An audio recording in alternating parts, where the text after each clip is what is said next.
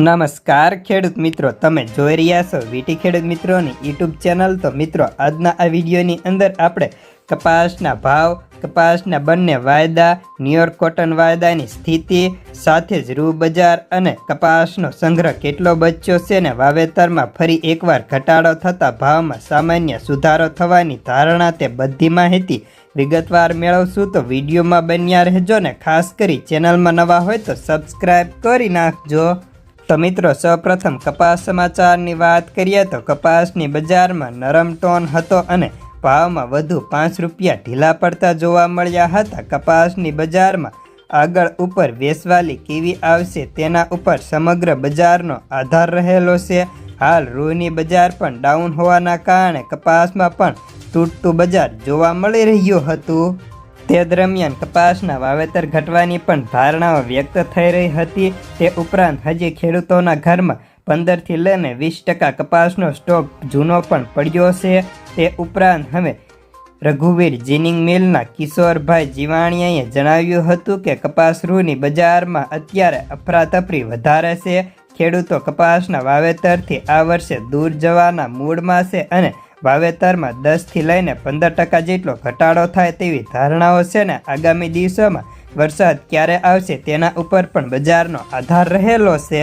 જો કે કપાસના ભાવની વાત કરીએ તો અત્યારે કપાસના ભાવ તેની ક્વોલિટી મુજબ 4G કપાસના 1500 સુધી, તો તેની ક્વોલિટી મુજબ હલકાથી લઈને સુપર સુધીમાં ભાવની વાત કરીએ તો 1350થી લઈને 1470 કે 80 સુધીનું બજાર માંડ જતું જોવા મળતું હતું। જ્યારે રૂ ભાવની વાત કરીએ તો રૂ બજારમાં પણ મંદીનો દોર યથાવત હતો અને ખાંડિયા આજે ફરી 200 રૂપિયા ઢીલા પડી ચૂક્યા હતા। કપાસિયામાં સ્ટોકિસ્ટોની વેચવાલીને પગલે ભાવમાં નરમ જોવા મળ્યા હતા। સાથે જ આપણે હાજર બજારમાં કપાસિયા ખોળ અને કપાસિયા બજારમાં સામાન્ય સુધારો જોવા મળ્યો હતો। અમેરિકામાં સારા વરસાદ પડતા ન્યુયોર્ક રૂ વાયદો સતત ત્રીજા દિવસે ઘટ્યો હતો। ન્યુયોર્ક રૂ વાયદામાં 2 દિવસમાં સર્ટિફાઈડ રૂનો સ્ટોક 70,000 ગાંસડી ઘટ્યો હતો। ન્યુયોર્ક રૂ વાયદામાં મંદીને અગ્રણી મલ્ટીનેશનલ કંપનીઓએ પણ પરખાંડીએ 500થી 600 રૂપિયા ઘટાડ્યા હતા।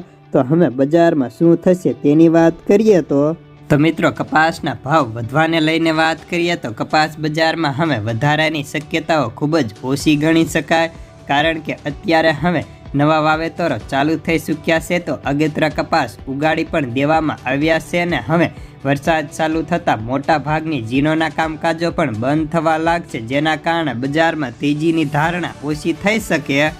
જેથી હવે ટૂંકા ગાળા માટે જે ખેડૂતો સંગ્રહ કરવા માંગતા હોય તો તેવા ખેડૂતોએ નીકળી જવું જોઈએ અને જે લાંબા ગાળા માટે સંગ્રહ કરવાનું ઈચ્છતા હોય તેવા ખેડૂતોએ સંગ્રહ રાખવો જોઈએ।